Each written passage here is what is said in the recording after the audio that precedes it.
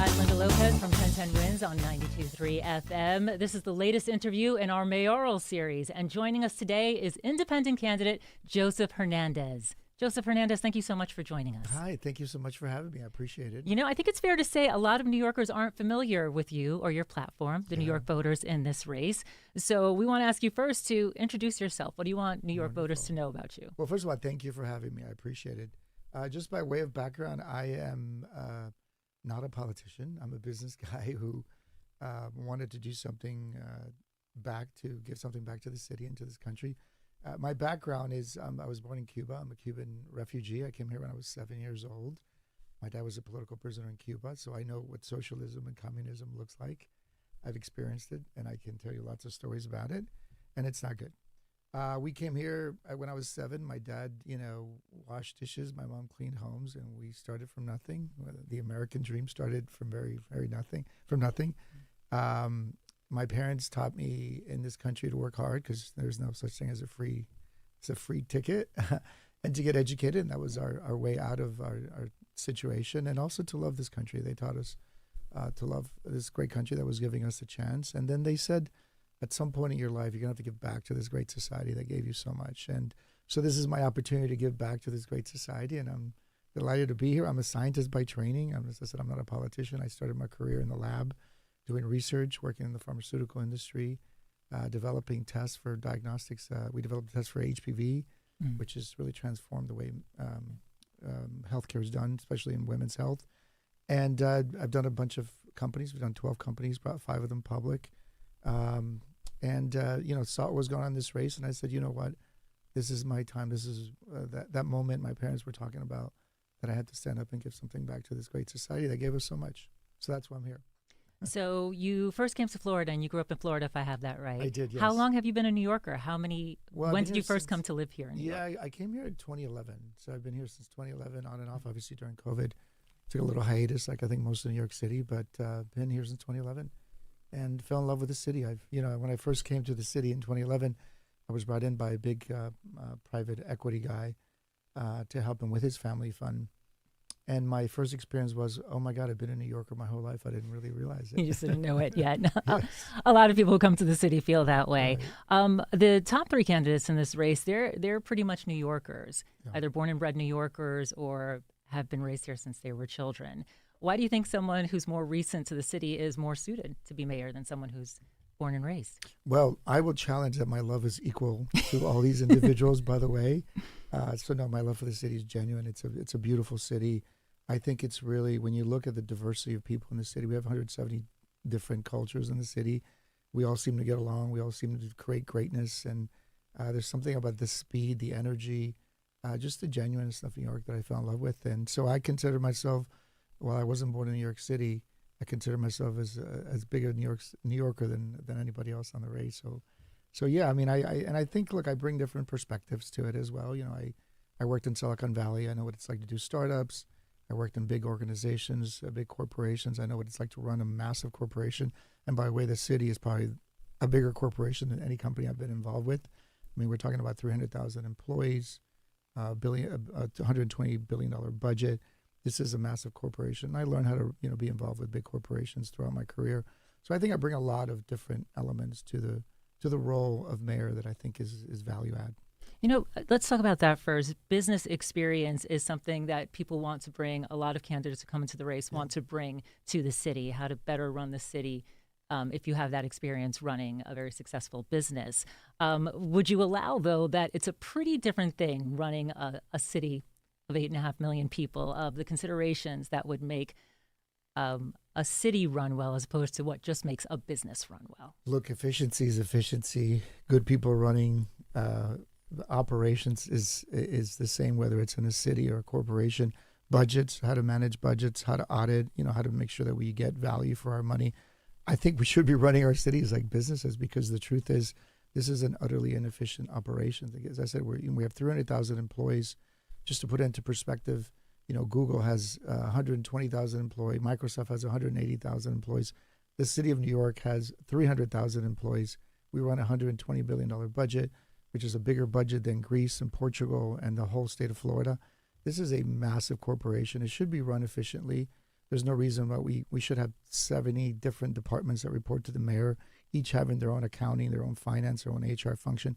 That in a corporation is complete abuse of of resources. And I think if we applied business ideologies and efficiency to government, I think we'd be in a better position. I think we'd have the resources to do all the other things that people are talking about doing.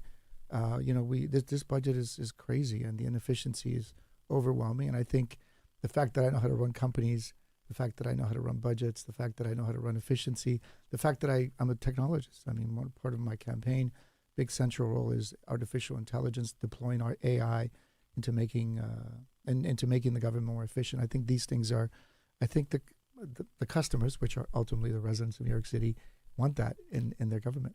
I wanted to ask you, just recently, very recently entered the race in August. Why come to the race so late?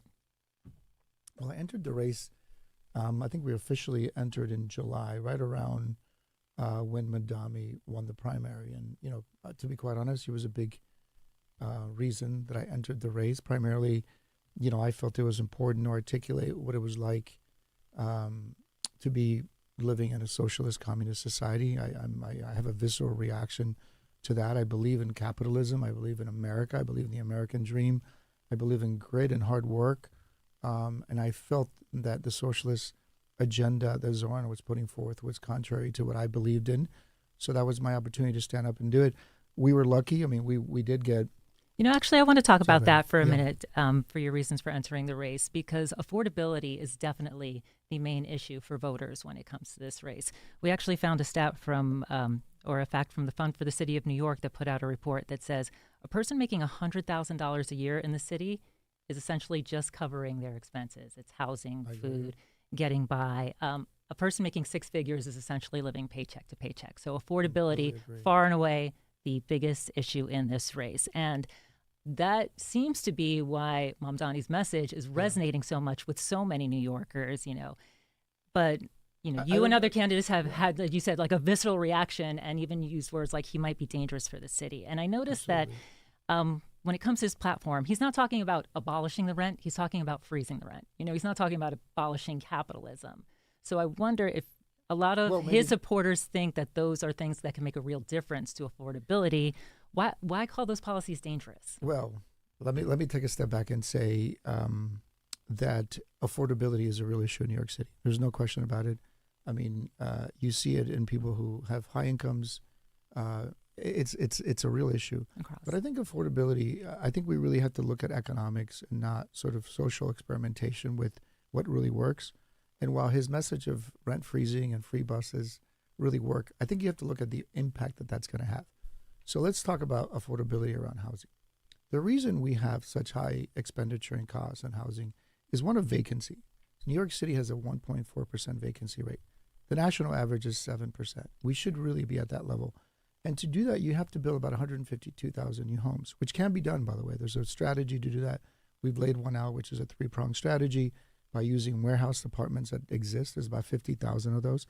And by the way, why are they warehouse, you may ask? The reason they're warehouse is because we have, unfortunately, our You mean the rent stabilized apartments that are being held off market by landlords? Correct. Yeah, there's about 50,000 of those. And you ask, well, why is that? Well, the reality is that because of government regulation and legislation, we do not allow those people to make a profit on those apartments. So of course they're not going to put them onto the market. So we need to incentivize those individuals to put those 50,000 homes that can house single moms that need apartments, new people moving into the city that need apartments, new students getting their internships into the, the first jobs into the city. So we have to deal with that. The other thing is we have a high vacancy rate around offices. So we have about 95 million square feet of empty office space. We should be working with the owners of those buildings to convert that to housing. We can do that pretty efficiently and effectively. And then the last piece of the housing component, which is, again, a big issue of the cost, is the city sits on about 1,400 lots that can be built tomorrow. These are lots that are empty in residential zones, zone residential, that can, in fact, be utilized to build new homes. So why don't we work with developers to use those properties and build new homes so that we can reach this level of 132,000 units that we need to bring our vacancy to 7%. If you do that, pricing will be impacted for sure. I mean, the law of supply and demand has applied, works on every element of economics, and it'll work here. The other issue is affordability is around food. And by the way, freezing the rent only freezes the rent to 1 million rent Right, stabilized nearly 2 unit. million So New it doesn't Yorkers. really impact. But that issue of holding back the apartments by landlords, I think, again, you're running against an issue of what the average renter, the average New Yorker believes, which is that apartments are being held off the market. It might be because there are many landlords who are just looking to make a better profit on that apartment than they would releasing it to the market as it is now. The apartments are sitting empty. They're not making any money. Mm-hmm. I mean, I've talked to these individuals. They're like, the only reason I can't put those units back on the market is because by code, I have to upgrade these apartments. I have to put new refrigerators, new stove in these units. And if I do that and I'm able to only charge $400 a month in rent, I'm never going to make my money. This is very basic supply and demand economics. There have been other candidates and mayors who have had the idea of helping those landlords to get those back on the markets. Yeah. How would you make that successful when that hasn't become successful? Well, so I think there, unfortunately the needs they varied. There's not one, a policy that would suit all. But I think we have to allocate some resources to bring those units to market, whether they be refurbishing the apartments and providing some sort of granting or loans to these individuals to do that. And you also need to enforce it. It's not just providing cash. I think you need to require that these individuals put these units back on the market. I think it's a double-edged sword, and I think you need to apply both. But that's one element of cost. I mean, the other element is food. Food is very expensive in New York City. I have a plan to address that. I think Zoran's plan is to create government-based grocery stores, which have never worked, by the way. One just failed recently here in America. And it doesn't work. I came from that. I remember standing in line hours and hours to get our basic food and bread and eggs. What's your plan? My plan is quite simple. My plan is to work with the bodegas, who've supported me, by the way, the Bodega Association. There's about 13,000 of them. They really are the ones that feed New York City. And my plan is to form a co-op, a buying co-op. So the reason why places like CVS and Walmart and these large box stores can give you good pricing is because they buy in bulk. So my strategy is to finance basically a co-op where all these bodegas can buy from this co-op effectively. So that savings. Prices for certain food items or things aren't slightly higher in bodegas than they are in other places. Absolutely, they are because of this bulk buying challenge that they have. And on average, you save in our analysis is anywhere between 15 and 30% savings across things that you would consume on a daily basis. So my strategy, my plan is to partner with bodegas and say, look, let's split the benefits here. You keep 50% of the profits, and the rest you pass on to the residents of our city. That's going to impact cost of grocery stores, grocery items by 15 to 20% immediately. I want to get to a couple more issues, so we're going to move on to some of them. Safety is another very big issue right after affordability for New Yorkers in this election. So you have a plan for the NYPD for safety. What's your safety plan for New York City? Yeah, safety. I think safety, in my opinion, comes before affordability because I think the perception is that the city is unsafe, and the reality is the city is unsafe. I mean, we have almost daily attacks in the subway. We have just recently a gentleman got murdered in the Brooklyn subway for opening a door for a human. I mean, it's insanity what's occurring here, and I think we have a couple of problems. One is our police force is being squeezed from a timing perspective. They're overutilized. We don't have enough police officers. So my plan is to bring in 10,000 new police officers to the force. We can do that with the allocated budget that is available on overtime. It's about $1 billion. That gets us about 8,000 new police officers. Let me ask you about that because I want to know where 10,000 additional police officers would be most effective. And you mentioned the subways. And during the Adams administration, there have been surges of police officers into the subways. The governor sent down the National Guard at one point. There is still the perception of New Yorkers that the subways are problematic, are trouble for them. For sure. So if surging the police officers, as we've seen in recent years, doesn't seem to have made a dent in the problem, what are 10,000 more officers? How are they going to be used? I think if you looked at the historical surging, they've been very temporal. They've been very short-lived. That's number one. Number two, a lot of these police officers are not on the actual train. They're on the stations, most of them. So I would require and encourage police officers to ride the train. I think that's important to be on the actual train. The other element of this is that when you really look at the crimes that happen on the subways. The majority of these crimes are committed by people that jump the that don't pay, that jump the gates, the turnstiles. Yeah. So we need to do more enforcement there. About 50% of those people have warrants out for their arrest. This is where the crime originates, from these people. So we need to enforce that more aggressively. In terms of police, I think the old-fashioned grid patrolling is important. This is the old school way of patrolling, where the police officers actually walk the beat. They know their neighborhood. They know the grandmas. They know the kids. They also know the criminals, and that is a very important piece of patrolling. But I think all of this doesn't really work if we don't have good prosecutors.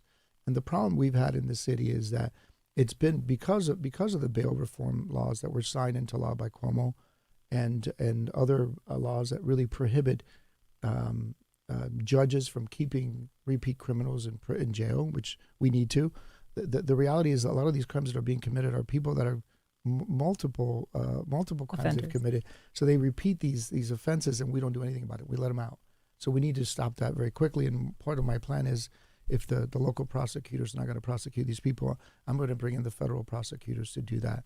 And they have a high conviction rate, about 90% compared to our 50% in the city. And you don't really get parole in federal prison, and you certainly serve your time full time. So I think we have to be more aggressive about law and order. The other part of this is I want to bring artificial intelligence. Artificial intelligence can help us solve. I do want to get to that for a second, but I do want to stay on the additional police officers who would be on the street. Would these be additional officers where would they be deployed? In which communities? Would these be like in communities of color, for example, where trust with the police and the community is not very high? And that's an essential issue. Yeah, no, listen, I think the police has to do a better job at not only hiring police officers that represent the communities they police, but also ensuring that there is we need to build rapport with the community. I mean, that's utterly important. I think the grid patrolling, the walking the beat really helps that in that regard. I think the more familiarity you have with individuals in your neighborhood, whether they be police or neighbors, or your local grocers, your bodega owner, I think that really helps in trust, and I think we need to build trust. But at the same time, look, we need to enforce our laws. The fact is, this city is in disarray. There's no law and order. I mean, police are attacked all the time. People commit crime. There's no repercussions for committing crime in the city. That has to stop. We need to stop.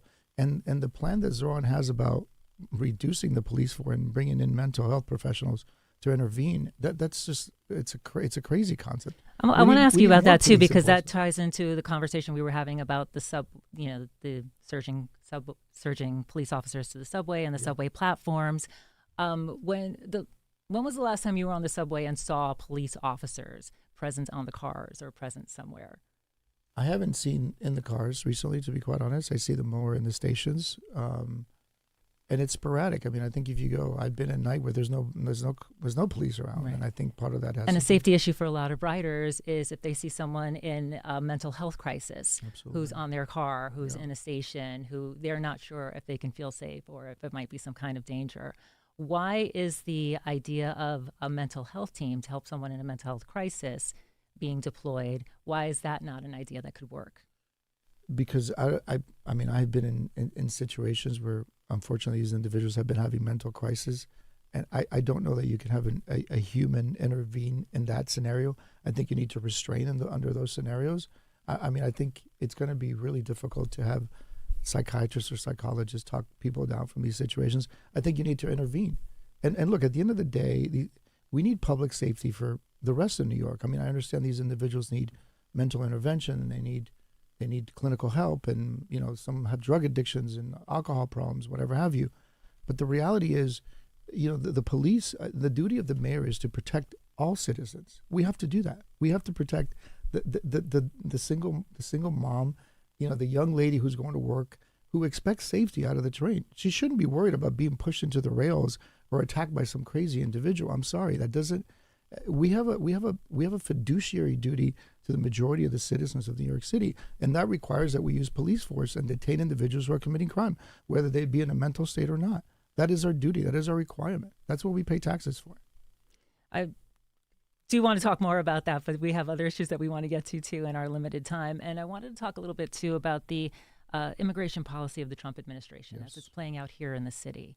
As you know, there have been ICE raids. There have been people showing up for their immigration hearing at 26 Federal Plaza, only to be detained, arrested, Yeah. put into custody. And I just wanted to know what your opinion is of this reality that's taking place in the city right now, especially in light of the fact that the Supreme Court has just given ICE the ability to detain someone based on their appearance, the language they're speaking, whether or not they hold a low-income job. And what would your response be if you were mayor? How would you work with the Trump administration on that? Yeah, look, I am an immigrant. I came here, as I said, I wasn't born here. I was born in Cuba, and so I know the struggles of an immigrant. I know what those look like. I mean, we did come here legally, which is obviously very different than some of the topics we're discussing here. But when you really look at our immigration issues in New York City, so first of all, I'm all about law and order. I mean, there are laws in the book. We have to respect them. I think we have to work with Washington on a lot of these issues. But if you look at our city is in a very unique situation. We have about 750,000 undocumented individuals in New York City. The majority of these people are good, hardworking people. These are people that wake up in the morning, they work in our restaurants, they clean our apartments, they clean our hotels. They're good people, and they just want a chance at the American dream. Now, they got here by not the most rational way. They came here undocumented and violated by the federal law effectively. So we have to address that. I have a plan. And by the way, of the 750,000 or so, there's on average, about 60,000 of those are real criminals. These are people that have committed crimes. They've been arrested. There's clear documentation. It's about 60,000 is the number. We have to remove those people from the city. They don't belong in our city. They cause more chaos than we need. And our resources should not be deployed for individuals that are here under those conditions. So we need to remove that. I have a plan. It's called the Work for the Dream Plan, effectively for the rest of the individuals that are hardworking, that want a chance at the American dream. The reality is they're here. We can't. Is your plan a path to citizenship? It's a path to legal residence in New York City as a start. I mean, I think the plan is to allow these individuals to work, allow them to be part of the system, to identify who they are. We don't know who these individuals are. We have no sense of what their names, whether they have criminality. We need to create a system where we document who they are. We let them work in New York City. We allow them to pay taxes as residents of the city. We require that they learn the language because they need to assimilate in this culture.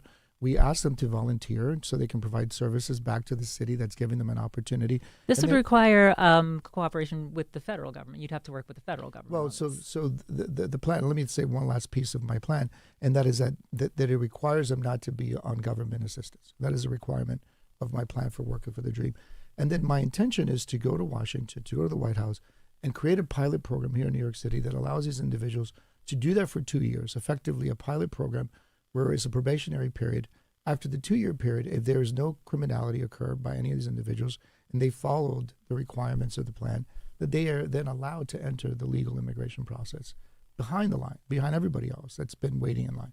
And I think that plan's going to work.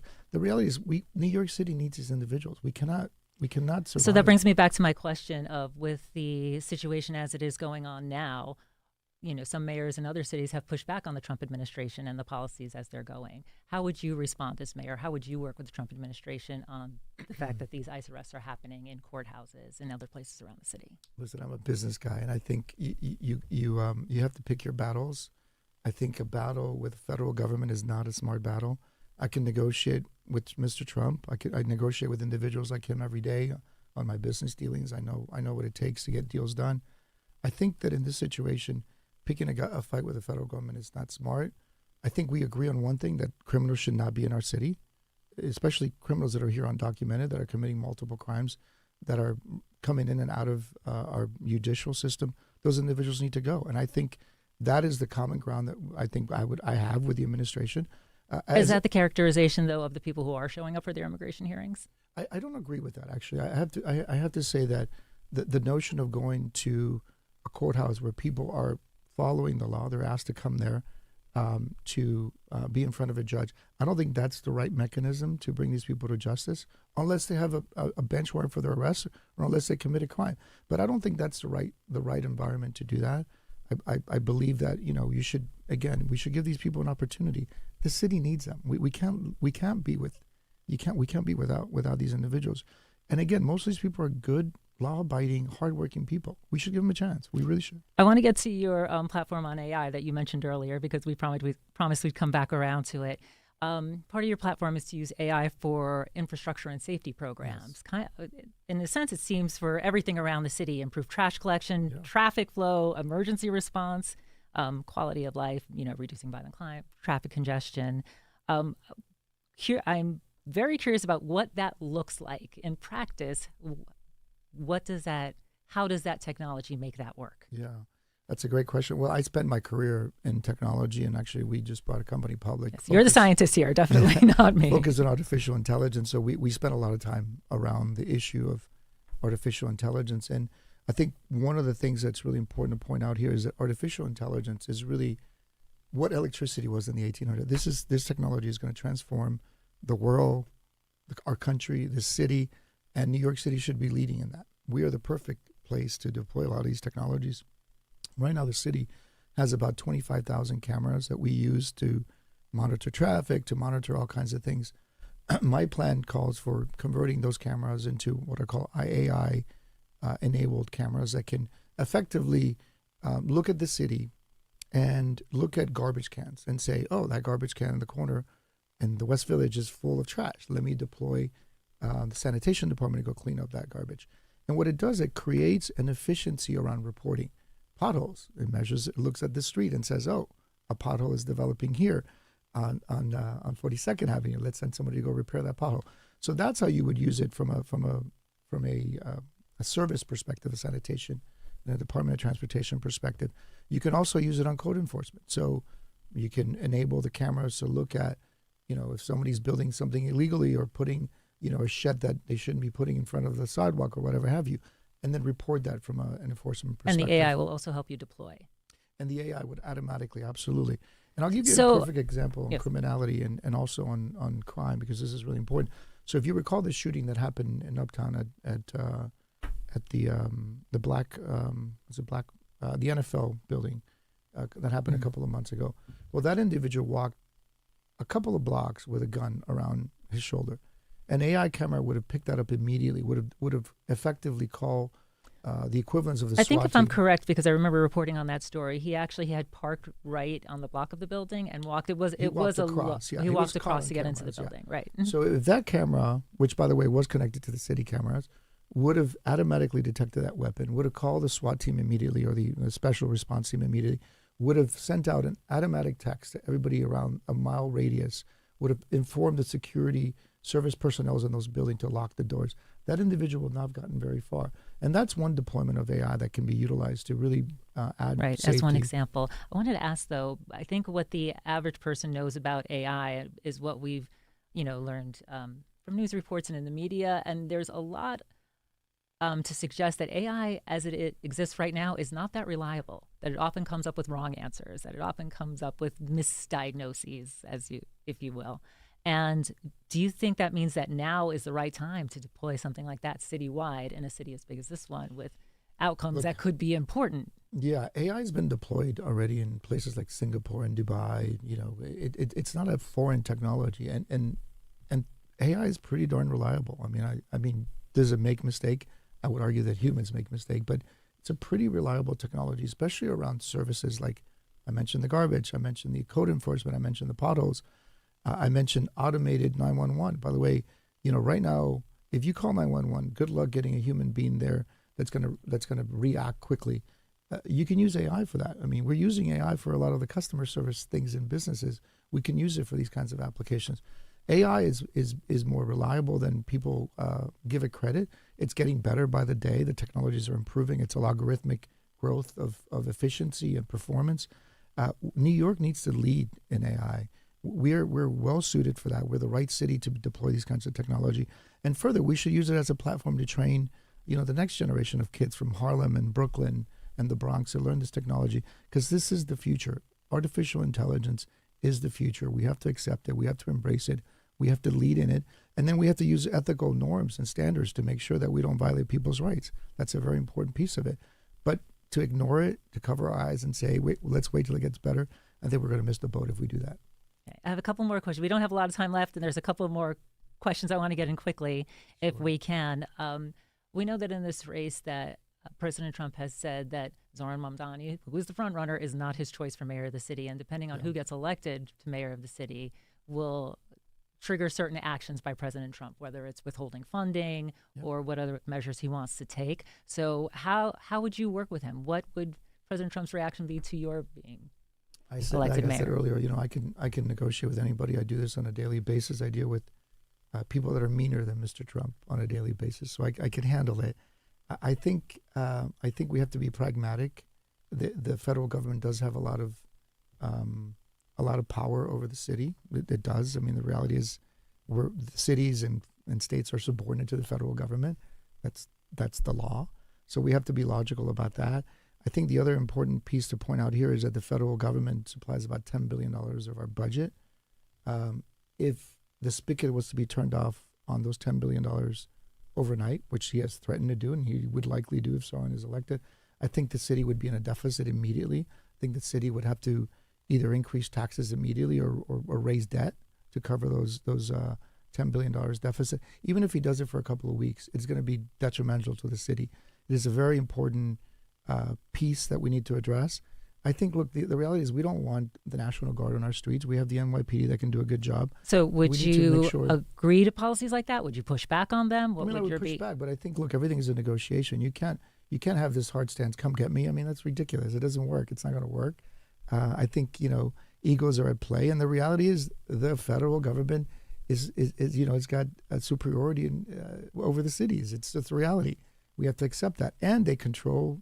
They provide a lot of funding for the city. We cannot be without that funding. So we need to be practical. We need to be logical about dealing with Mr. Trump, and I know that I can do that. I'm probably the only candidate on the ballot this year that can handle Trump and can deal with Trump. So I have one last question for you. This is your first mayoral race. Yes. The first time you've come into My first dealing crazy with endeavor. your first crazy endeavor. Your first time you've come into the political process. Mm-hmm. So this campaign has 3 front runners. So this campaign may not go the way you want it to and have the outcome that you want. And if you don't win, would you try again? Are you committed to serving the city and maybe jumping into a race again? Or was this just a very specific one-time thing that you thought you would as try? it relates to being, not one of the front runners, I'm an immigrant. I've been in the last place my whole life, and I've always figured out a way to win. So, the interesting part is that when people hear my message, it resonates. I'm one of logic, and I'm a calm individual. I know how to run things. I think the city really needs somebody like me, somebody who's logical, a unifier. I don't believe in dividing the city. I believe what makes this city so great is the diversity of people. So I think the city needs somebody like me, and I'm not saying that as from a biased perspective. I'm saying from a third party perspective, if I may do that. In terms of running, look, I did this because I really believe that this was my moment to really bring forth my ideas, bring forth the experience I've had around socialism and how scary it is for a society. I think we can't let socialism take a hold in the greatest city on earth, the capitalistic city, the city that built capitalism and built this great country. I think that's very dangerous. So I did it for those reasons. Look, I enjoy running my companies. I enjoy building companies. I enjoy building technologies and medicine to help people. That's really my passion in life. But that's not to say that I wouldn't have another calling in life that says, stand up and do something great for the city or the state or this country. If I'm so honored to be called upon that, I'll think about it. But at this point, I'm focused on this mayoral race, which I think is very important and it's transformative for our country. All right. Joseph Hernandez, independent candidate for mayor here in the city of New York. Thank you so much for joining us. Thank you for the opportunity. And thank you for joining us for our latest interview in our mayoral series. I'm Linda Lopez for 1010 Wins.